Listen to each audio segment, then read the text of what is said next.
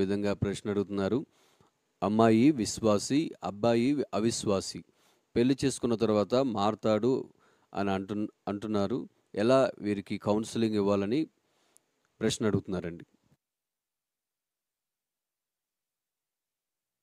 అమ్మా, బైబిల్ వాక్యం దేవుని వాక్యం నమ్మితేనా నీ వాక్యం చదివి చూడనా. మొదటి కొరింథీ పత్రిక, 1 Corinthians chapter 7 we will read verse 30. అక్కడ ఉంటుంది చూడండి. ఓ స్త్రీ, నీ భర్తను మార్చగలవో లేవో నీకు ఎలా తెలుసు అంటాడు. ఓ స్త్రీ, నువ్వు భర్తను మార్చగలవో లేవో అది నీకెలా తెలియను అంటే, ఒక స్త్రీ, ఒక పురుషుడు కానీ ఒక స్త్రీ కానీ భర్తను మార్చాలన్నా, భార్యను మార్చాలన్నా అది అయ్యే పని కాదు. మొదటి కొరింథీ 7:16 స్పష్టంగా ఆ క్వశ్చన్కు ఆన్సర్. ఓ స్త్రీ, నీ భర్తను రక్షించదవో లేదో నీకేమి తెలియను. ఓ పురుషుడా, నీ భార్యను రక్షించదవో లేదో నీకేమి తెలియను. అంటే నువ్వు రక్షిస్తానులే అనుకుంటున్నావు. నువ్వు రక్షించేలోగా వాళ్ళు భక్షించారనుకో, అయిపోయింది నీ సంగతి. కాబట్టి నువ్వు రక్షిద్దాం అనుకుంటావు, వాళ్ళు భక్షించేశారనుకోండి, ఏమైపోతుంది? చాలామంది అలా రక్షిద్దామని వెళ్ళే భక్షించబడ్డారు, చాలామంది ఇబ్బంది పడ్డారు. కనుక ఓ స్త్రీ, నీ భర్తను రక్షించదవో లేదో నీకేమి తెలియదు. ఓ పురుషుడా, నీ భార్యను రక్షించదవో లేదో నీకేమి తెలియదు. 17 అయితే ప్రభు ప్రతి వానికి ఏ స్థితి నియమించనో, దేవుడు ప్రతి వానిని ఏ స్థితి యందు పిలిచనో ఆ స్థితి యందే నడుచుకునవలెను. ఆ ప్రకారమే సంఘములన్నిటిలో నియమించుచున్నారు. విశ్వాసిని చేసుకున్నట్టు మేలని బైబిల్లో రాయబడింది. వెలుగులో ఉన్న వారితోనే వివాహం అవడం మంచిదని. విశ్వాసికి అవిశ్వాసికి పొత్తు ఎక్కడిది? వెలుగునకు చీకటికి పొత్తు ఎక్కడిది? కనుక ప్రభునందు ఉన్నావా? అయితే ప్రభునందు ఉన్న వ్యక్తితో వివాహం చేసుకోవడం నీకు మేలమ్మా. అది మీరు పెద్దల యొక్క ఆలోచన తీసుకోండి. కొంతమంది అంటే మనసు ఇచ్చేసాను, పని పాట లేదా మనసు ఇచ్చేయడానికి? దాన్ని ప్రతి ఒక్కరికి మనసు ఇచ్చేస్తారా? మనసు దేవుడు మనకిచ్చాడు మనం బాగుపడ్డానికి. దాన్ని తీసుకెళ్ళి ఇంకెవరికి ఇస్తే వాళ్ళు బాగుపడి మనం పాడైపోతాం. తెలుసో తెలియకో కొంతమంది బిడ్డలు, యవన కుమార్తెలు మనసు ఇచ్చేసారు. మనసు ఇవ్వకండి. ఎందుకు ఇవ్వాలి మనసు? మీ మనసు మీ దగ్గర పెట్టుకోండి, మీరు డెవలప్ అవ్వండి. అప్పుడు దేవుడు మీకు మంచి భార్యని ఇస్తాడు, మంచి భర్తని ఇస్తాడు, వివాహం జరిగిస్తాడు. ఎంతమందికి జరిగించలేదు? అలాగే ఎంతమంది ఇతను నమ్ముతున్నాను, ఇతను పూర్తిగా మారిపోతాడు నమ్మి వివాహం చేసుకున్న తర్వాత రోజు గొడవ పడిన ఉన్నారు. పెళ్లికి ముందు మరి ఎంతో ప్రేమ, hi honey, hi money, hi bunny, తీసుకో, నువ్వు తాగు, నువ్వు తిను, నువ్వు తిన్నాక నేను తింటా, నువ్వు వచ్చేదాకా నేను తిన్ను, రాత్రి 12 అయినా నేను అలా ఎదురు చూస్తూ ఉంటా అన్నోళ్ళందరూ పెళ్ళైన తర్వాత చూడాలి. అంటే ఎలా మారిపోతుంది? కనుక మీరు తెలుసుకోలేవు నువ్వు అతను మారుతాడో లేదు. కనుక ప్రార్థించు, దేవుని మీద ఆధారపడు, విశ్వాసిగా ఉండు, తొందరపడుద్దమ్మా. విశ్వసించి ప్రార్థన చేయి. నీ కొరకు ప్రార్థన చేస్తాను నేను కూడా. దేవుడు మంచి భర్తను దేవుడు నీకు ఇవ్వాలని ప్రార్థన చేద్దాం. మీరు అవిశ్వాసులతో జోడుగా ఉండకుడి. నీతికి దుర్నీతితో ఏమి సాంగత్యము? వెలుగునకు చీకటితో ఏమి పొత్తు? క్రీస్తునకు బెలియాలతో ఏమి సంబంధము? అవిశ్వాసతో విశ్వాసికి పాలెక్కడిది అని చెప్తూ వివాహం చేసుకునేటప్పుడు క్రీస్తునందు ఉన్న వారిని చేసుకోవడం మంచిది. ఎందుకంటే యేసులో ఉన్న వ్యక్తులు అనుకోండి, ఇద్దరు కలిసి చర్చికి వెళ్తారు బైబిల్ పట్టుకొని. యేసులో రక్షణలో లేనివాడు అనుకోండి, సినిమాకి వెళ్దాం రా అంటాడు ఆదివారం. మీరేం చర్చికి వెళ్దాం? ఊరికే చర్చి అంటే అక్కడే ఉంది, ఎవరో పాస్టర్ గారు కూర్చొని బైబిల్లో మాట్లాడుతుంటాడు, బోరింగ్గా ఉంటుంది అంటాడు. మనకు సినిమా హాల్లో బోరింగ్గా ఉంటుంది. అక్కడ కామం, క్రోధం, మదం, మత్సరం తప్ప ఏముంది? ఇక్కడ ఊరికి గద్దులు వేస్తూ ఉంటారు, అరుస్తూ ఉంటారు. అన్ని మనుషులు ఎవరో స్క్రిప్ట్ రాసిస్తే వాళ్ళు అరిచే ఆ కేకలు అవన్నీ అంత బోటకం, అది నిజం కాదు. 3వ అంతస్తు మీద నుండి దూకుతాడు, కాళ్ళు ఎరగవా? నిజంగా దూకమనండి హీరోకి 2 కాళ్ళు ఇరిగిపోతాయి. దూకిందేమో మరొక ఆయన పేరులో. అదంతా స్క్రీన్లో పెట్టి కెమెరాలు మాయ, ఆ కెమెరాల మాయలో అవి ఎడిటింగ్ చేసి వాళ్ళు అక్కడ పడేస్తారు. అదంతా మనం ఇతనే రక్షించబడ్డాడని ఆలోచిస్తూ ఉంటాం. ఎన్నో పెళ్ళిళ్ళు చేసుకుంటూ ఉంటారు, ప్రేమించే చేసుకున్నట్టుగా చూపిస్తారు. వాళ్ళు మాత్రం వాళ్ళ అబ్బాయికి మాత్రం అరేంజ్డ్ మ్యారేజ్ చేస్తారు. చూడండి, పెళ్ళి చాలా సినిమా యాక్టర్లు వాళ్ళ కుమారులందరూ కూడా అరేంజ్డ్ మ్యారేజ్లు చేసుకుంటారు. వాళ్ళు సినిమాల్లోనేమో అమ్మాయిని ఎత్తుకుని ఇటు పారిపోవడం బైక్ వేసుకుని, ఆ అమ్మాయి వాడితో పరుగెత్తుకుని గోడ దూకి పారిపోవడం, ఇద్దరికి ఎక్కడో పెళ్లి చేసుకోవడం శుభం అని చెప్పి మిమ్మల్ని బయటికి నెట్టేశారు హాల్లోనండి. మీరు బయటకు వచ్చేసారు. చాలా మంది చాలా సినిమాలు చూశారు. లాస్ట్కి ఏమైంది? వాళ్ళ పెళ్లి మాత్రం అరేంజ్డ్ మ్యారేజ్ మధ్యలో చేసుకుంటారు. అందరు రావడం, వాళ్ళ పేరెంట్స్ వీళ్ళ పేరెంట్స్, పద్ధతి అన్నీ. అంటే మీ అందరికి ఒకటి, వాళ్ళకి మాత్రం మరొకటి. కనుక సినిమా అనేది నిజం కాదు, బోటకం అది. దాన్ని చూసి మీ జీవితం అంతా అలా కట్టుకోవడానికి ప్రయత్నం చేయకండి. ఎవరు తమ్ముళ్ళు, ఎవరు కుమారులు. జీవితం అనేది సీరియల్ కాదు, సినిమా కాదు. సీరియస్గా ఆలోచన చేయండి. ఒక్కరోజు ఎంతసేపు పెళ్లి 1 గంటలో చేసేస్తాం పెళ్లి, లేదా 2 గంటలు అనుకోండి, లేదా 3 గంటల్లో పెళ్లి అయిపోతుంది. ఇక ఆ తర్వాత మీరు అతను మీతో జీవితకాలం అంతా గడపాలి. కాబట్టి సరైన అండర్స్టాండింగ్ లేకపోతే జీవితం అంతా అంధకారం. ఎంతోమంది అంధకారం అయిపోయి జీవితాలు ఏడుస్తున్నారు. అట్టి స్థితి మీకు రాకుండానట్లు ప్రార్థిస్తాం. దేవుని దగ్గర మొరపెట్టండి. మీరు కూడా ఒకరోజు ఫాస్టింగ్ ఉండండి. మీ మనసు అటు ఇటు వెళ్ళిపోతే ఫాస్టింగ్ ఉండి ప్రే చేయండి. God can do a miracle. దేవుడు ఒక కార్యం చేస్తాడు. నీ చిత్తమా కాదని ప్రార్థన చేసుకోండి. God bless you. Praise the lord.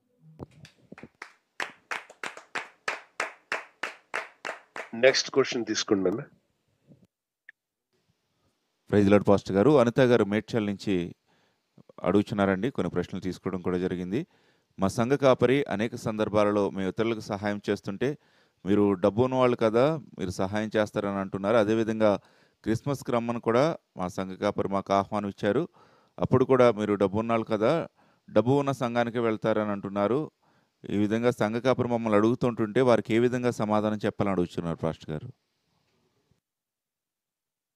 అంటే అమ్మ, మీ విషయంలో అంటే మిమ్మల్ని హేళన చేస్తున్నట్టుగా మాట్లాడుతున్నారా, లేకపోతే ఎలా? హేళన చేస్తూనే మాట్లాడుతున్నారంటండి. దైవ సేవకుల యొక్క నిజంగా దేవుని చేత పిలువబడిన సేవకులు ఎప్పుడు హేళన చేయరు, తూలనాడరు. మోకింగ్ అనేది దేవుని చిత్తం కాదు. బైబిల్ అంటాడు కదా, ప్రభు దుష్టుని ఆలోచన చొప్పున నడవక, పాపుల మార్గంలో నిలవక, అపహాస్యం చేయ వారితో కూడా కూర్చోవద్దన్నాడు. అపహాస్యం చేయకూడదు. ఏ సేవకులైనా విశ్వాసుల పట్ల ప్రేమ కలిగి ఉండాలి. ప్రభు అంటాడు కదా, పేతురు, నీవు నన్ను నిజంగా ప్రేమిస్తే నా గొర్రెలను మేపము. నువ్వు నన్ను నిజంగా ప్రేమించే సేవకుడు అయితే వాటిని కాయ అన్నాడు. మిమ్మల్ని దేవుని మార్గంలో, దేవుని వాక్యం చేత లోకంలో పడిపోకుండా కాయడం మా బాధ్యత. వాక్యం ద్వారా దైవ సేవకుడు యొక్క బాధ్యత. అలాగే వాక్యం అందించుట దైవ సేవకుడు బాధ్యత. దానికి మించి ఇంకేది దైవ సేవకులు చేయకూడదు. ఎగతాళి చేయడం కానీ, తోలనాడడం కానీ, సూటిపోడు మాటలతో అవతల వ్యక్తిని, విశ్వాసులను నచ్చిన వారితో ఒకలాగా, నచ్చని వారితో ఒకలాగా మాట్లాడడానికి అంత టైం అసలు ఎలా ఉంటుంది సేవకుడికి? సేవకులు ఆ విధంగా ప్రవర్తించకూడదు. ఏ సేవకులైనా ప్రార్థనాపూర్వకంగా గ్రహించుకోవాలని ప్రార్థన చేద్దాం. మీరు కూడా అర్థం చేసుకోండి, దైవాత్మతో నడిపించబడుతున్నారా లేదా వివేచించండి. ఆత్మ వివేచన ఉంటే మీకు అర్థమైపోతుంది. ఆత్మ నడిపింపు ఉన్న సేవకులు ఎలా ఉంటారు, ఆత్మ నడిపింపు లేని సేవకులు ఎలా ఉంటారు. మనసుకు చెప్పినట్టుగా మనసుకు తోచినట్టుగా నడిచే సేవకులు ఒకలా ఉంటే, ఆత్మచే నడిపింపబడే సేవకులు మరోలా ఉంటారు. కనుక ఆత్మానుసారంగా నడుచుకోమని బైబిల్ చెప్తుంది. అప్పుడు శరీర సంబంధమైన హేళన, దూషణ, కలహము, పక్షపాతము, మత్సరము, కోపము, ద్వేషం ఇవన్నీ కలిగే విధంగా ప్రవర్తించరు. ఆత్మానుసారంగా నడుచుకునే సేవకుల్లో ప్రేమ, దైవ సంబంధమైన ప్రేమ, సంతోషం, సమాధానం, దీర్ఘశాంతం, దయాళత్వం, మంచితనం, సాత్వికము, విశ్వాసము, ఆశా నిగ్రహం ఇవి కనబడతాయి. God bless you. మా ప్రభు యొక్క ఆత్మ మిమ్మల్ని నడిపించును గాక. ఆమేన్.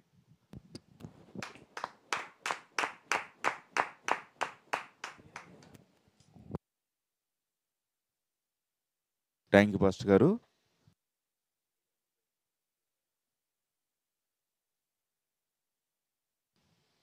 వసంత గారు ప్రొద్దుటూరు నుంచి అడుగుతున్నారండి. మా ఇంటి దగ్గర ఉన్న పాస్టమ్మ గారు బీటెక్ చదువుతున్న మా కుమారుడికి ఏదో తప్పు చేశాడని తిట్టారు. ఆ విధంగా తిట్టడం వల్ల ఏదైనా కీడు మా కుమారుడికి వస్తుందని అడుగుతున్నారండి. దైవ సేవకులు గద్దించడం అనేది అంటే తప్పు చేసినప్పుడు గద్దిస్తారు. నిజంగా తప్పు చేసుంటే గద్దింపు మంచిదే. 141 కీర్తన 3, 4 వచనాల్లో వారు నన్ను గద్దించుట నాకు తైలాభిషేకం అన్నాడు. కనుక మంచి విషయంలో గద్దిస్తే మంచిదేగా. దేవుని వాక్యం సరిచేయుటకు, గద్దించుటకు, ఖండించుటకు, బుద్ధి చెప్పడానికి, సరైన మార్గంలో పెట్టడానికి దేవుని వాక్యం ఇవ్వబడింది. అయితే అలా కాకుండా చెయ్యని తప్పుకి భ్రమపడి ఆ వ్యక్తి ఆ తప్పు చేయకపోయినా, లేదు దేవుడు నాకు చెప్తున్నాడు నువ్వేదో తప్పుంది నీలో పాపం చేస్తున్నావు అని ఊహించుకొని, ఊహాగానాలతో తప్పులు బట్టి గద్దించడం వాక్యానుసారం కాదు.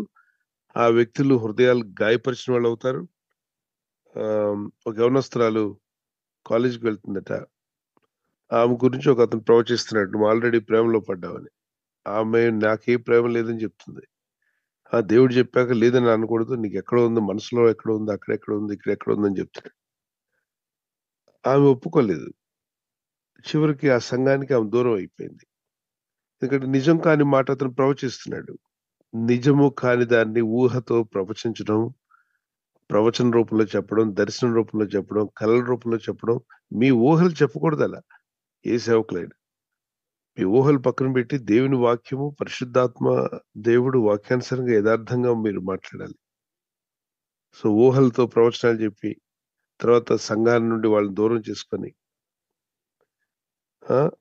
ఆత్మీయతకు దూరం చేసిన వాళ్ళు అవుతారు. మీరు చెడు ఇతరులను చెడగొట్టే వారిగా ఉండకూడదు ఎవరైనా సరే. ఒకవేళ నిజమైనటువంటి తప్పు కనిపించింది, తప్పు అని తెలిస్తే గద్దించాలి, సరిచేయాలి. అటువంటి బాధ్యతతో ఒకవేళ మీ సేవకురాలు చేసుంటే, మీ బాబులో ఏం తప్పుంటే ఒప్పుకోమనండి, క్షమించమని అడగమనండి, దేవుని దగ్గర అడగమనండి, పశ్చాత్తాపడమనండి, మారుమనసు పొందమనండి. 51 కీర్తన చదవమని చెప్పండి. దైవ చిత్తానుసారమైన దుఃఖము రక్షణార్థమైన మారు మనసును కలిగజేస్తుందని 1 కొరింథీ 10వ అధ్యాయం 7వ వచనం మాట్లాడుతుంది. Okay, God bless you. 2 కొరింథీ 10:7లో 7:10 అనుకుంటాను. తీయండి అన్న వచనం తీయండి.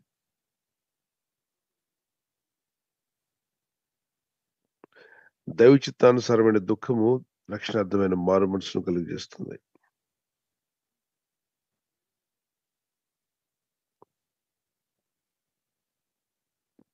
నెక్స్ట్ క్వశ్చన్లోకి వెళ్దాం. మీరు వచనం రెడీగా ఉంటే పెట్టాలి.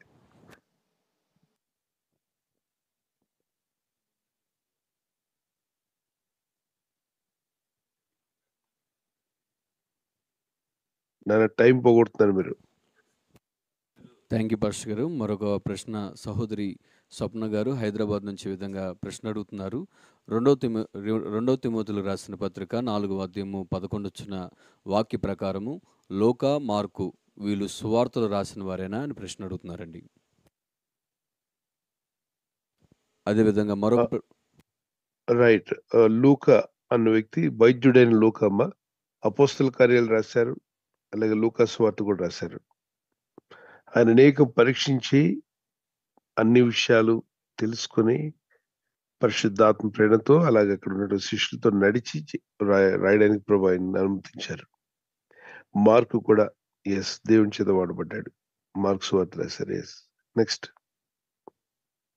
అదేవిధంగా మరొక ప్రశ్న కూడా అడుగుతున్నారండి. మీరు ఎవరిని కూడా తండ్రి అని సంబోధించవద్దని, పరలోకమందున్న తండ్రియే మనకు తండ్రి అని ఉంది కదా. మరి ధనవంతుడు లాజరును ఆ సందర్భాల్లో ధనవంతుడు తండ్రి అయిన అబ్రహామా అని సంబోధించాడు కదా. దీన్ని ఏ విధంగా మనం అర్థం చేసుకోవాలని అడుగుతున్నారు పాస్టర్ గారు. అతడు అబ్రహాం సంతానం. ఇప్పుడు మీ నాన్నగారిని ఏమని పిలుస్తారు మీరు? నాన్న లేదా తండ్రి అంటారు. అవునా? మీ తండ్రి పేరేంటయ్యా అంటే ఏం చెప్తారు? యేసయ్య అంటారా? లేదండి. మీ ఆత్మ సంబంధమైన తండ్రిని దేవుడు, పరలోకమందున్న దేవుడు, మన ప్రభు. సర్టిఫికెట్లో రాసేటప్పుడు మీ తండ్రి పేరు రాయమంటే మీ నాన్నగారు మిమ్మల్ని కన్న తండ్రి పేరు రాయాలి. అయితే మన ఆత్మలకు తండ్రి దేవుడే.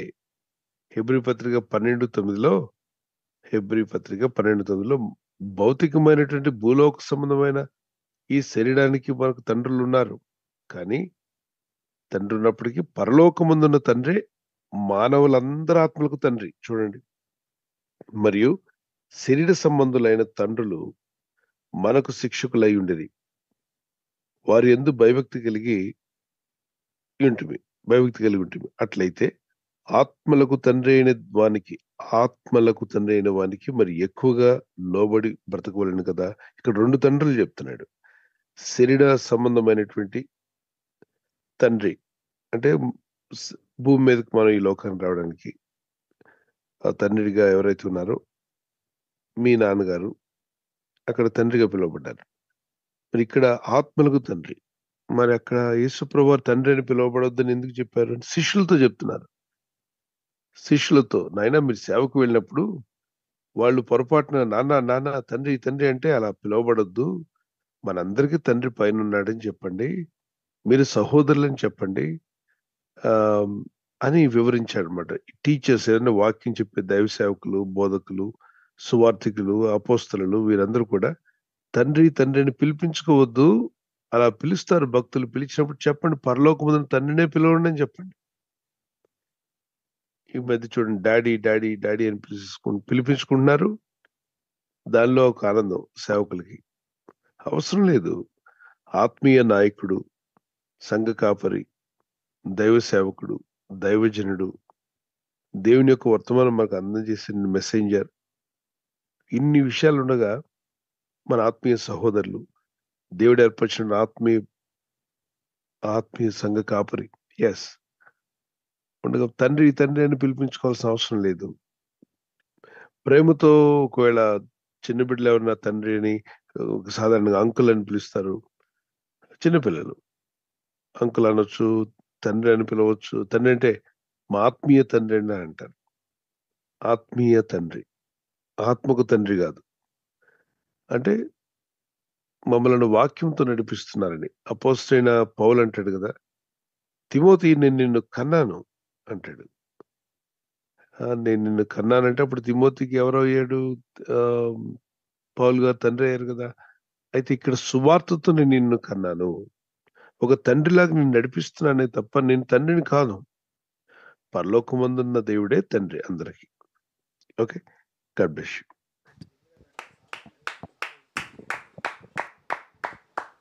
థ్యాంక్ యూ పాస్టర్ గారు. తర్వాత ప్రశ్న సిస్టర్ లక్ష్మి గారు విజయవాడ నుంచి ఈ విధంగా ప్రశ్న అడుగుతున్నారు.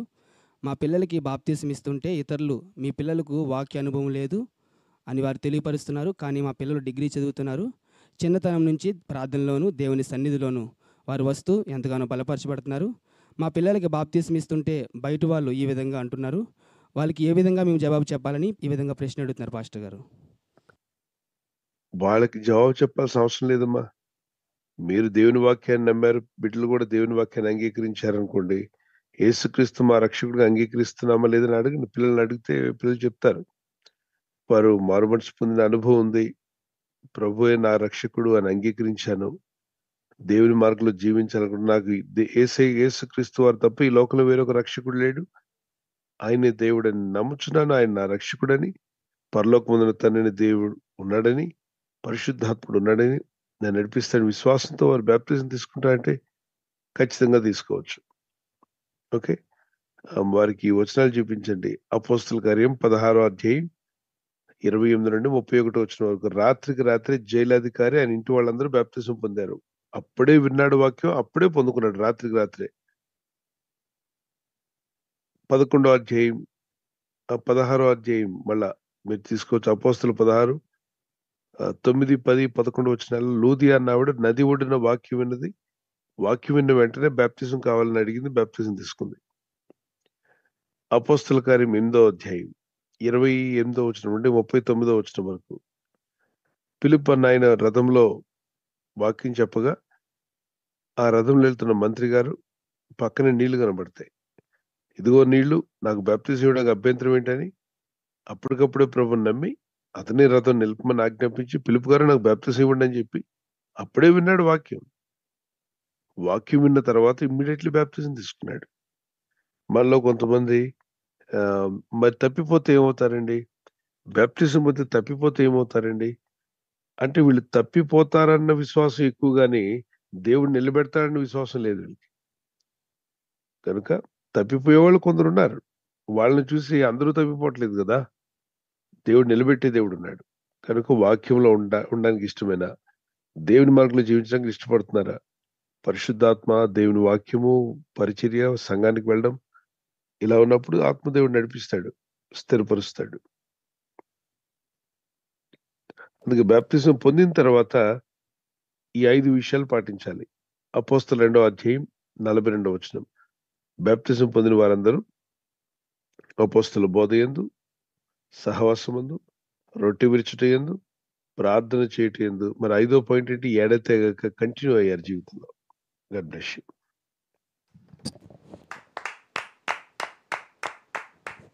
థ్యాంక్ యూ పాస్టర్ గారు. తర్వాత ప్రశ్న సహోదరుడు మనోహర్ గారు రేమల నుంచి ఈ విధంగా ప్రశ్న అడుగుతున్నారు. పరలోక ప్రార్థనలో నీ నామం పరిశుద్ధపరచబడును గాక అని ఉంది కదా, దేవుని నామం పరిశుద్ధపరచబడటం అంటే ఏంటి అని ప్రశ్న అడుగుతున్నారు. అదేవిధంగా మరొక ప్రశ్న, ఏ ప్రార్థన అయినా యేసుక్రీస్తు నామంలో చేయాలి అని అంటారు కదా, మరి పరలోక ప్రార్థనలో చివరిలో యేసుక్రీస్తు నామంలో అడుగుచున్నాం తండ్రి అని ఎందుకు అనటం లేదని కూడా ప్రశ్న అడుగుతున్నారండి.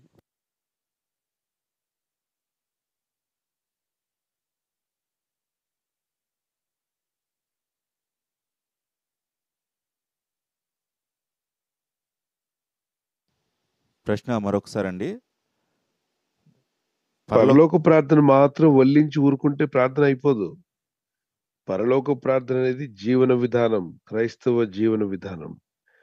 యేసు ప్రభువారిని అడిగారు శిష్యులు, ప్రభువా ఎలా ప్రార్థించాలో మాకు నేర్పమంటే ప్రభు వారికి నేర్పిస్తున్నాడు. ఆ జీవన విధానంగా మన ఆత్మీయ జీవితంలో అదొక భాగమై ఉంది. అలా జీవించాలి మనం. పరలోకమందున్న మా తండ్రిని ఎవరు పిలుస్తారు? అన్యజనులు పిలుస్తారా దేవుడిని? పిలవరండి. అంటే నువ్వు ఏమై ఉండాలి? ఆయన కుమారుడు అయితేనే కదా నువ్వు దేవుని తండ్రిని అని పిలుస్తావు. అవునండి. అప్పుడు యేసుక్రీస్తుని నమ్మి ఉండాలి, ప్రభునందు విశ్వాసం ఉంచితే కానీ నువ్వు తండ్రి, ఆయన నీకు తండ్రి కాడు, నువ్వు ఆయన కుమారుడు కావు. సో తండ్రి, పరలోకమందున మా తండ్రి, నీ నామం పరిశుద్ధపరచబడును గాక. అంటే ఆయన పరిశుద్ధుడే. మనం అండం వల్ల ఆయన పరిశుద్ధపరచబడడం కాదు. అక్కడ దాని భావం ఏంటంటే, అయ్యా నేను నిన్ను నమ్ముకున్నాను కదా, నిన్ను నమ్మిన నేను అపవిత్రంగా జీవించి నీ నామానికి అవమానం తేకుండా నీ బిడ్డగా, నీ కుమారుడు కదా, తండ్రి పరలోకమందున తండ్రి అంటే నేను నీ కుమారుడిని. నీ కుమారుడిని నేను నీ నామానికి అవమానం తీసుకురాకుండా, నీ నామానికి ఎల్లప్పుడూ పరిశుద్ధత, ఆయన దేవుని నామం పరిశుద్ధమైనది. ఆయన దేవుడు, ఆయన నమ్ముకున్న దేవుడు పరిశుద్ధమైన దేవుడు అనే విధంగా నువ్వు జీవించాలి. ఓకే, మనం అండం వల్ల ఆయన పరిశుద్ధత రావడం కాదు అక్కడ. దాన్ని రివర్స్ లో అర్థం చేసుకోకండి. ఆత్మీయ అర్థాలు అద్భుతమైనవి, వాటిని గ్రహించుకుని వెళ్ళాలి. యేసు ప్రభువారు విత్తనాలు నాటే గురించి మాట్లాడారు. నిద్రించుచుండగా శత్రువు వచ్చి గురుగులు విత్తిల్లాడని. శత్రువు ఎవరు తెలియదు. గురుగులు విత్తడం ఏంటి? గోధుమల మధ్యలో. అర్థం కాదు చాలా మందికి. అది సాతానుడు తప్పుడు డాక్ట్రిన్స్ మనుషుల్లోకి తీసుకొచ్చాడని అర్థం. కొన్ని ఆత్మీయ అర్థాలు జనాలకు అర్థం కావు. ఇది కూడా నీకు అర్థం కాకపోతే మీరు చదవండి. ఆ ప్రార్థనలో కూడా ఈ క్రైస్తవ విధానం అంతా, క్రైస్తవ జీవన విధానం ఇలా మా అనుదిన ఆహారం నేను మాకు దయచినట్టు దేవుని మీద డిపెండ్ అయ్యి మనం జీవించాలి విశ్వాసంతో. మా శత్రువులు మేము క్షమించినట్టుగా మా రుణములను క్షమించినట్టు నువ్వు ఇతరులను క్షమించే వ్యక్తిగా ఉండాలి. నీ శత్రువులను క్షమించే వ్యక్తిగా ఉండాలి. క్షమాపణ. మమ్మల్ని సోదరులు తేక దృష్టిని తప్పి, దేవా మేము సోదరులు పడిపోకుండా మమ్మల్ని తప్పించండి. ఓకే, ఇవన్నీ చేశాక యేసుక్రీస్తు నామములో అడగట్లేదంటే ప్రభువే వారికి నేర్పించారు ఆ ప్రార్థన. ఆ ప్రార్థన ప్రకారం జీవించమన్నాడు. ఓకే, మరి అపోస్తలులు యేసు ప్రభు వారి దగ్గర నేర్చుకున్నారు కదా, నేర్చుకున్న వారు ఏమని ప్రార్థించారు? అందుకే వచనం ఒక్క దగ్గరే చదివి ఊరుకోవద్దు. బైబిల్ అనేది పూర్తిగా చదవడానికి ప్రయత్నించాయి. మీరు భోజనం ఒక ముద్ద తిని ఊరుకుంటారా? ప్లేట్లో ఉన్నదంతా తింటారా? ప్లేట్లో ఉన్నదంతా ఉన్నదంతా తింటారు. 4 ఇడ్లీలు పెడితే ఒక 6 ఇడ్లీ తిని లేచిపోతారా? లేదు. 4 ఇడ్లీ తిని ఇంకో ఇడ్లీ ఉందా అని అడుగుతారు కదా, దోశ ఏమైనా ఉందా అని. అలాగనే బైబిల్ కూడా ఒక దగ్గర చదివి ఆగొద్దు. యేసు ప్రభువారు ఏం చెప్పారో కూడా మిగిలిన విషయాలు చదవండి. యోహాను సువార్త 14:14 మీరు నా నామములో ఏది అడిగినా ఇస్తానన్నాడు. యోహాను సువార్త మొదటి యోహాను పత్రిక 2వ అధ్యాయంలోను, అలాగే యోహాను సువార్తలో 15వ అధ్యాయంలో, ప్రభునామను బట్టి ప్రార్థన చేసినప్పుడు ఇద్దరు ఏకీవించి ప్రార్థన చేస్తే అది వారికి దొరుకుతుంది అన్నాడు. అక్కడ మరి యేసుక్రీస్తు నామం మాట అనలా. అనకపోయినా కూడా ఇద్దరు చేయవలసింది ఆ నామంలోనే చేయాలి. ఆ నామం తప్ప వేరే అధికారం కలిగిన నామం మరొకటి ఇవ్వబడలేదు. ఆకాశం కింద భూమి పైన ఆ నామంలోనే రక్షణ కలుగుతుంది. దేవుడు అపాయింట్ చేసిన నామం అది. సో ఆ నామం ధరించుకున్న వారుగా మనం ఉండాలి. ఆ నామంలోనే పరలోక తండ్రి యొద్దకు వెళ్ళాలి. ప్రభువు అంటాడు కదా, నా ద్వారా తప్ప తండ్రి యొద్దకు ఎవరు రాలేరని. కాబట్టి యేసుక్రీస్తు నామంలో అడుగుచున్నాం తండ్రి అనే ప్రార్థన చేయాలి. పరలోక ప్రార్థన అది మన జీవన విధానం. అలా మనం బ్రతకాలి.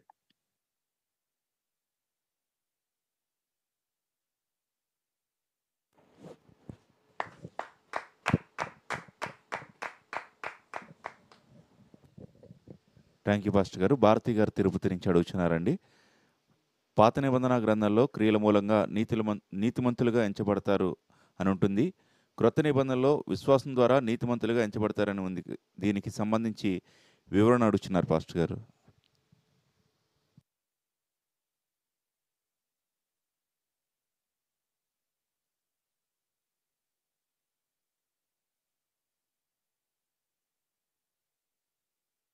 ప్రశ్న మరొకసారి అండి.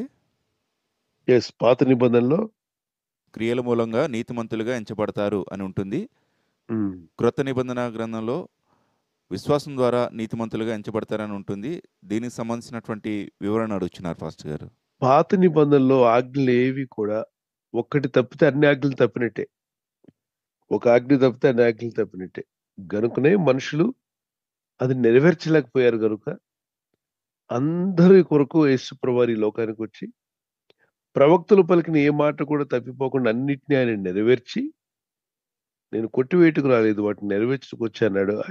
5వ అధ్యాయం మత్తయి సువార్త 17వ వచనంలో ప్రవక్తలు పలికిన ప్రతి మాటని కొట్టివేటుకు రాలేదు వాటిని నెరవేర్చుటకు వచ్చి, ఆయన నెరవేర్చిన రక్తాన్ని మనకిచ్చుట ద్వారా ఆ క్రీస్తు ప్రభుని మీరు అంగీకరించి ఆయన శిలువలో మీ కొరకు చేసిన త్యాగంను యాగాన్ని అంగీకరించినప్పుడు నీతి మంతులుగా తీర్పు తీర్చబడ్డారు. ఎవరి ద్వారా? యేసుక్రీస్తు ద్వారా, యేసుక్రీస్తు రక్తము ద్వారా. అంటే ఏంటి? యేసు ప్రభువారు రక్తం ఏ రక్తం అది? పాత నిబంధన మొత్తం నెరవేర్చిన రక్తం. పాత నిబంధనలో ఉన్నటువంటి ఆజ్ఞలన్నీ కూడా నెరవేర్చిన రక్తము, పొల్లు సున్న తప్పకుండా. అంత హోలీ బ్లడ్ తో నువ్వు కడగబడినప్పుడు నువ్వు పరిశుద్ధునిగా, పరిశుద్ధురాలుగా, నీతిమంతులుగా తీర్పు తీర్చబడ్డారు. అందుకే విశ్వాసం ఉంచుట ద్వారా. అయితే ఇక్కడ నుండి మనం నీతి క్రియలు కలిగి ఉండాలి. మనం రక్షించబడింది క్రియల వలన కాదు. నేను కొండెక్కి తపస్సు చేశాను, 40 రోజులు ఉపవాసం ఉన్నాను, నేను చాలా నిష్ఠగా బతికాను అందుకే రక్షించబడ్డాను. నో, కుదరదు. అవన్నీ మనుషుల కష్టాల జీతం వల్ల పొందేది కాదు. యేసు ప్రభు శిలువ మరణం ద్వారానే రక్షణ కలుగుతుంది. మనిషి పాపి చేతులతో, ఇప్పుడు బురద చేతులతో మీరు ఏ పని చేసిన దానికి ఏమంటుకుంటుంది? బురద అంటుకుంటుందండి. మీరు ఎంత బురద చేతులతో ఎంత మంచి పనులు చేసినా అన్నిటికీ బురద పూసేస్తారు. గనుకనే బురద అనేది కడగబడినటువంటి బురదే లేకుండా, పాప బురద లేకుండా జనన జీవిత మరణ పునరుద్ధానాల్లో యేసు ప్రభువారిలో ఏ పాపం లేకుండా జన్మించి జీవించి ఆ రక్తమును నీ కొరకు నా కొరకు చిందించాడు. కనుక ఆ రక్తంలో కడగబడిన వారు, ఆయన విశ్వాసం ఉంచిన వారికి నీతిమంతులుగా తీర్పు తీర్చబడ్డాం. ఇక నుండి నీతి క్రియలు చేయుటకు మనం పిలువబడ్డాం. తీతు పత్రిక 2వ అధ్యాయం 8, 9, 10 వచనాల్లో సత్క్రియలు యందు ఆసక్తి గల వారిని దేవుడు రక్షించాడు. మనం క్రియల ద్వారా రక్షించబడలేదు కానీ క్రియలు చేయుటకు రక్షించబడ్డాం. అనండి ఒకసారి. మనం క్రియలు చేయుట ద్వారా రక్షింపబడ్డాం. నో, ఏం వింటున్నారు, ఏం మాట్లాడుతున్నారు? క్రియల ద్వారా రక్షించబడలేదు కానీ క్రియలు చేయుటకు రక్షించబడ్డాం. చెప్పగలరా? మీకు అర్థమైందా? క్రియల ద్వారా రక్షించబడలేదు, క్రియలు చేయుటకు రక్షించబడ్డాం.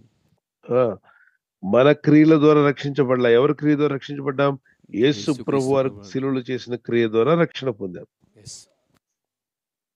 మరి ఆ రక్షించబడిన తర్వాత మరి క్రియలు అవసరం లేదా? క్రియలు ఉండాలి. క్రియలు లేని విశ్వాసం మృతం. సత్క్రియలు చేయాలి.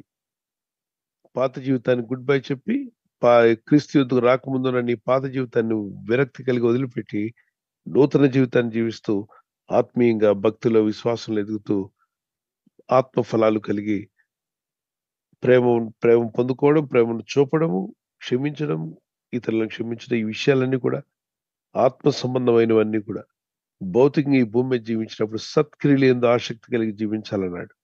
ఓకే, మనం ఆత్మీయమైన క్రియలు చేయుటకు రక్షించబడ్డాం. చదవండి ఒకసారి తీతు పత్రిక 2వ అధ్యాయం 8-9 వచనాలు. క్విక్ గా రిఫరెన్స్ పెట్టాలి మీరు. తీతు పత్రిక 2వ అధ్యాయము 8వ వచనం. నీ ఉపదేశము మోసము లేనిదిగాను మాన్యమైనదిగాను నిరాక్షేపమైన హితవాక్యంతో కూడినదిగాను ఉండవలను. ఉమ్, దాసులైన వారు అన్ని విషయముల యందు మన రక్షకుడగు దేవుని ఉపదేశమును అలంకరించినట్లు తమ యజమానులకు ఎదురుమాట చెప్పక, ఏమియు అపహరింపక, సంపూర్ణమైన మంచి నమ్మకమును కనపరచుచు అన్ని కార్యముల యందు వారిని సంతోషపెట్టుచు వారికి లోబడి ఉండవలనని వారిని హెచ్చరించుము. 11.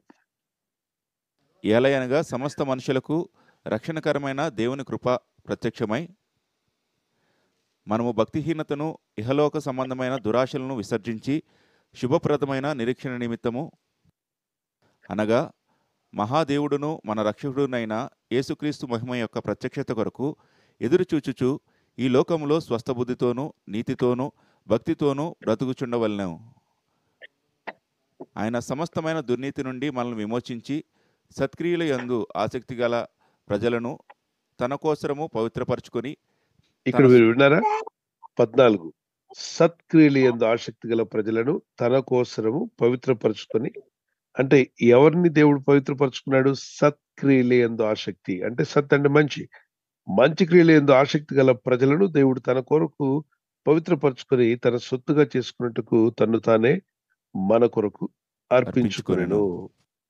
సో ఇక్కడ నుండి క్రియలు, సత్క్రియలు మనం చేయాలి.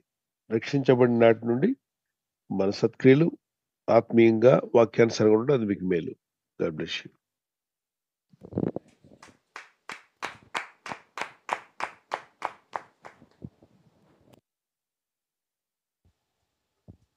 తర్వాత ప్రశ్న జెసికా గారు.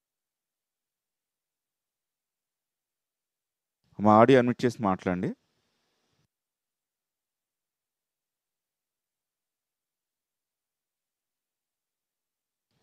మాట్లాడండి సిస్టర్. ప్రైజ్ లాడ్ అయ్యగారు. అయ్యగారు కొందనాలండి. వాక్యాల ద్వారా ఎంత బలపడుతున్నాము. మాది కాకినాడ దగ్గర పల్లెటూరు కాట్రాలపల్లి. నా పేరు జెసికా అండి. అయితే ముందు ఒక క్వశ్చన్ అడిగాను. ప్రస్తుతానికి మా బ్రదర్ గారు అంటారు, దేవుడు మిమ్మల్ని దర్శించాను, మిమ్మల్ని చెప్పమని చెప్తేనే చెప్తాము, ఏమన్నా ఇమ్మని అంటారండి. పేదవారు మేమేమో, నాకు భర్త కూడా లేడు. ఆయన ప్రతి దాంట్లో మిమ్మల్ని ఇమ్మన్నారు, దేవుడు దర్శించాను అని అంటారండి. ఎవరంటున్నారమ్మా? ఎవరంటున్నారు? మా పాస్టర్ గారండి. ఏమంటున్నారు? ఏదన్నా ఇవ్వాల్సి వస్తే, ఏమన్నా పెట్టాల్సి వస్తే మేము కూడా అప్పులు ఉన్నాయి గారు, బ్రదర్ గారు అంటున్నారు, మిమ్మల్ని ఇమ్మన్నారు అని దేవుడు మిమ్మల్ని చూపించారు అంటున్నారండి. అలా చెప్పినప్పుడు అమ్మా, అలా చెప్పినప్పుడు మీరు చెప్పాలి, మీకు చూపించారు కానీ మరి మాకు చూపించలేదు కదండి అని చెప్పండి. ఇప్పుడు దేవుడు నాకు చూపించారమ్మా, మిమ్మల్ని ఇమ్మన్నారు, మిమ్మల్నే ఇమ్మన్నారు అని అన్నప్పుడు, అలాగండి మరి దేవుడు నాకు చూపించినప్పుడు ఇస్తానండి అని చెప్పండి. ఇది ఒక విధమైన వేషధారణ. దయచేసి దైవ సేవకులు ఇప్పుడు అట్లా మాట్లాడకూడదు. ఓ బేదల దగ్గరికి వెళ్ళో, లేకపోతే ఎవరి దగ్గరికి వెళ్ళినైనా దేవుడు నాకు చెప్తున్నాడండి, మిమ్మల్ని ఆ సోఫా కొనిపెట్టమంటున్నాడు, మా చర్చికి ఆ ఫ్యాన్ కొనిపెట్టమని దేవుడు నాకు మిమ్మల్నే చూపిస్తున్నాడు, బైక్ కొనిపెట్టమని చూపిస్తున్నాడండి, ఏమోనండి మిమ్మల్నే చూపిస్తున్నాడు. ఇదంతా డైరెక్ట్గా అడుక్కోవడం. ఇది డైరెక్ట్గా అడుక్కోవడం. దైవ సేవకులు అనే వాళ్ళు ప్రార్థన చేయండి. మీకు దేవుని మీద ఆధారపడి విశ్వాసంతో మొరపెట్టి ప్రార్థించినప్పుడు దేవుడు ప్రేరేపిస్తాడు కొంతమంది హృదయాలు. అప్పుడు విశ్వాసులు వచ్చి చెప్పాలి ఏమనంటే, నాకు ప్రేరేపణ కలిగిందండి, తీసుకోండి, నాకు ప్రేరేపణ కలిగింది ఈ ఫ్యాన్ కొనిమ్మని, నేను ప్రార్థనలో కనిపెడుతూ ప్రేయర్ చేస్తున్నప్పుడు నాకు భారము, ఒక ప్రేరేపణ కలిగింది ఈ చర్చికి ఆ యొక్క వస్తువు కొనివ్వాలని. దైవజనుడా నాకు ప్రేరేపణ కలిగింది, మీ యొక్క పరిచర్యలో ఇదిగో ఇంత అమౌంట్ ఇవ్వాలని, కాబట్టి తీసుకొచ్చాను. అది దేవుడు ప్రేరేపించగా తీసుకొచ్చేటువంటిది. అలా కాకుండా దేవుడు నాకు చెప్పాడండి, దేవుడు నాకు చెప్పాడు, మిమ్మల్ని ఇమ్మన్నాడు. ఇదంతా వాక్యానుసారం కాదు, తొందరపాటు. లేదా వాళ్ళేదో ఇబ్బందిలో ఉండి అలా అడుగుతున్నారేమో. దయచేసి ఆ విధంగా అడగకూడదు దైవ సేవకులు ఎవరు. మీకు ప్రేరేపణ ఉంటే ఇవ్వమని చెప్పి మీరు చర్చిలో చెప్పండి. చర్చిలో సంఘం అంతా ఉన్నప్పుడు ఇలా కొన్ని అవసరతలు ఉన్నాయి చర్చిలో. ఒక మైక్ సిస్టమ్ కొనాలనుకుంటున్నాం, సౌండ్ సిస్టమ్ కొనాలనుకుంటున్నాం, ఒక ఫ్యాన్ కొనాలనుకుంటున్నాం, ఆ చైర్స్ అన్ని కొనాలనుకుంటున్నాం. ప్రార్థించండి. ప్రభు మీ హృదయాలను ప్రేరేపిస్తే మీరు ముందుకు రావచ్చంటే ఎవరెవరు ప్రేరేపించబడితే వాళ్ళు ముందుకొస్తారు. అది వాక్యానుసారం. ఓకే. 36వ అధ్యాయం, 35వ అధ్యాయం, 36వ అధ్యాయం నిర్గమాకాండంలో దేవుడైన ప్రభువే మోషేతో చెప్తాడు, దేవుని మందిర నిర్మాణం ప్రత్యక్ష గుడారం కట్టినట్లు నువ్వు కానుకలు సమకూర్చు, నా ప్రజల యుద్ధ కానుకలు అడగమంటాడు. అతను అంటాడు, సమాజాన్ని సమకూర్చి, ఇదిగో యెహోవా ప్రత్యక్ష గుడారం కట్టినట్లుగా ఎవరెవరిని హృదయం ప్రేరేపించబడుతుందో మీ హృదయం ప్రేరేపించిన కొలది మీరు తీసుకునండి అంటాడు. మళ్ళా ప్రేరేపణ గురించి మాట్లాడతాడు. దేవుడు మీ హృదయాలను ప్రేరేపిస్తే. అంతేగాని మీ వద్దకు వచ్చి దేవుడు నాకు చెప్తున్నాడమ్మా, మీకు ఇమ్మన్నాడు, ఇలా చెప్పే వాళ్ళ మాటలు వినకండి. అవి విని మోసపోకండి. తర్వాత ప్రార్థించండి. అలా అలా ఏ సేవకుడు ప్రవర్తించకూడదు. మరికొందరు మీ అమ్మాయిని వాళ్ళ అబ్బాయికి ఇమ్మని దేవుడు నాకు చెప్తున్నాడమ్మా, ఈ అమ్మాయికి చెప్పలేదు, ఈ అమ్మాయి తల్లికి చెప్పలేదు, ఆ ఆ అమ్మాయి తండ్రికి చెప్పలా. ఎందుకు అలా అంటున్నారండి అంటే, అవతల అబ్బాయి వచ్చి అడిగాడు, వాళ్ళ అమ్మాయి నాకు నచ్చిందండి పాస్టర్ గారు, నేను చేసుకోవాలనుకుంటున్నాను, మీరు ఎలా అయినా ఒప్పించాలంటే ఈయన బయలుదేరాడు. బయలుదేరి దేవుడు నాకు చెప్తున్నాడమ్మా, మీ అమ్మాయిని ఆ అబ్బాయికి ఇమ్మంటున్నాడు, ఆ అబ్బాయికి ఇమ్మంటున్నాడు. నిజానికి దేవుడు చెప్పలా, ఈ అబ్బాయి వచ్చి చెవిలో చెప్పేసి వెళ్ళాడు, వీడికి నచ్చింది కాబట్టి. ఇలా ప్రతిదీ దేవుని మీద తోసేస్తారు. ఎందుకంటే దేవునితో ఫోన్ చేసి మాట్లాడడం అవ్వదు కదా. కానీ దేవుడు చెప్పాడండి, ఇలాగ అబద్ధాలు చెప్పకూడదు. దేవుని పేరిట అబద్ధాలు ఆడడం అనేది మోసకరమైంది. ఏ సేవకుడైనా, ఏ సేవకురాలైనా, విశ్వాసులైనా ఉన్న మాట చెప్పండి, యథార్థం చెప్పండి. ఒకవేళ మీకు నచ్చితే ఆ మ్యాచ్ గురించి మాట్లాడండి. అంతేగాని దేవుడు నాకు చెప్పండి, దేవుడిని ఎందుకు తీసుకొస్తారు మధ్యలో? మీకేమైనా అవసరం ఉంటే అడుక్కోండి. అంటే ఎవరినైనా అడగండి. తర్వాత తిరిగి ఇచ్చేసేయండి. అప్పు తీసుకుంటాం కదా! ఇప్పుడు ఎవరి దగ్గరికి అప్పు తీసుకోవడానికి వెళ్ళినప్పుడు దేవుడు నాకు చెప్పాడు, మిమ్మల్ని అప్పు అడగమన్నాడు అంటామా మనం? అనమండి. మీకు అప్పుంటే అడుగుతారు. వాళ్ళు ఇవ్వగలిగితే ఇస్తారు. మళ్ళా తిరిగి తీర్చేసేయండి. భక్తిహీనుడు అప్పు చేసి తీర్చడట. భక్తిహీనుడు అప్పు చేసి తీర్చడు. భక్తిపరులు అప్పు చేస్తే మళ్ళా తీర్చడానికి ప్రయత్నిస్తారు. తప్పనిసరిగా ఆ అప్పు తీర్చడానికి దేవుడు శక్తిని కూడా దయచేస్తాడు. Amen. Okay. God bless you.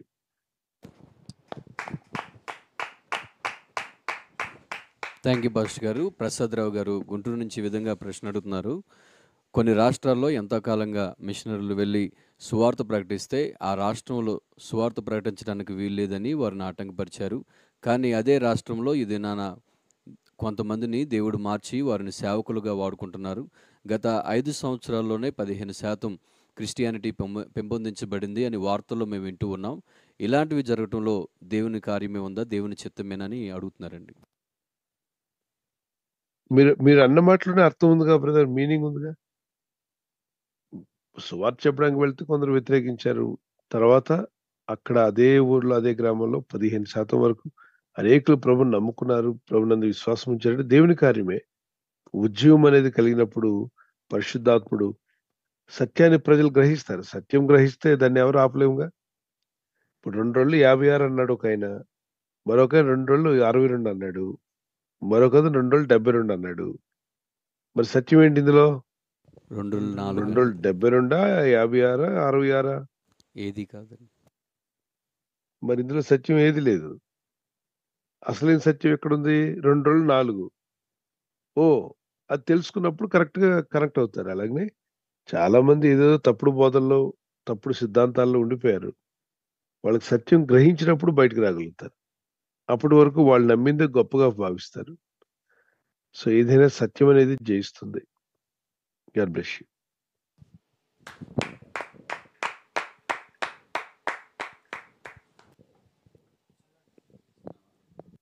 Thank you pastor గారు. రమణి గారు ఈ విధంగా అడుగుతున్నారండి. ఈ దినాల్లో ఒక వివాహాన్ని 20 లేదా 30 మంది సేవకులు ప్రార్థన చేసి వివాహాన్ని ఘనంగా జరిగిస్తున్నారు. కానీ ఆ విధంగా వివాహం జరిగించిన వారు కొద్ది దినాల్లోనే విడిపోతున్నారు. దానికి గల కారణం ఏమిటి? వారి ప్రార్థన దేవుని సన్నిధానానికి వెళ్ళలేదా? లేదా వారి వివాహం దేవుని చిత్తానుసారమైనది కాదా అని అడుగుతున్నారండి. రెండు తప్పులే. సేవకులు రమ్మని పిలిస్తే వచ్చుంటారు. ఓకే. వివాహంలో ఉండుంటారు.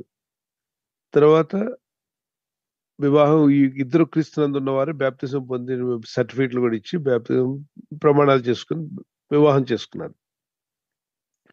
చేసుకున్నాక విడిపోయారంటే సేవకులు తప్ప, పెళ్లికి అటెండ్ అయిన మీ తప్ప, లేకపోతే స్టేజ్ తప్ప, అక్కడున్న లైటింగ్ తప్ప, ఆ రోజు ఫ్లవర్ డెకరేషన్ చేసినోడు తప్ప, ఎవరు తప్పు చెప్పండి?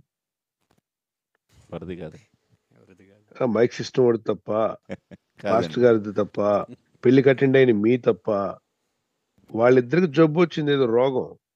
వాడికో ఆ అమ్మాయికో జబ్బు వచ్చి వాళ్ళిద్దరికి వంకర టెంకర బుద్ధులు వచ్చి వాళ్ళిద్దరు విడిపోవాలనుకుంటున్నారు. ఒక అమ్మాయి మంచిగా ఉండొచ్చు, అబ్బాయికి ఏదో మాయ రోగం వచ్చి ఉండొచ్చు. ఓకే. కట్న పిచ్చి, కట్న పిశాసి, తర్వాత ఆడపడుచులు గోల, మగపడుచులు గోల, ఊరికి కందిరేగల్లాగా వాళ్ళని వెళ్ళి ఏదిస్తూ ఉంటారు. కొందరేమో సహించలేని అమ్మాయిలు ఉంటారు. ఏం చిటుక్కుమన్నా ఇంటికి వచ్చేస్తారంట. చదువుకున్న వాళ్ళ అమ్మ చెప్పిందంట, అమ్మ పెళ్ళింటికి అత్తింటికి వెళ్తున్నావు, అత్తతో గొడవ వచ్చినా, భర్తతో గొడవ వచ్చినా, ఆడపడుచుతో గొడవ వచ్చినా సర్దుకుపోమ్మా అందంట. సర్దుకుపోమ్మని అమ్మ మంచిగా చెప్పి పంపించింది.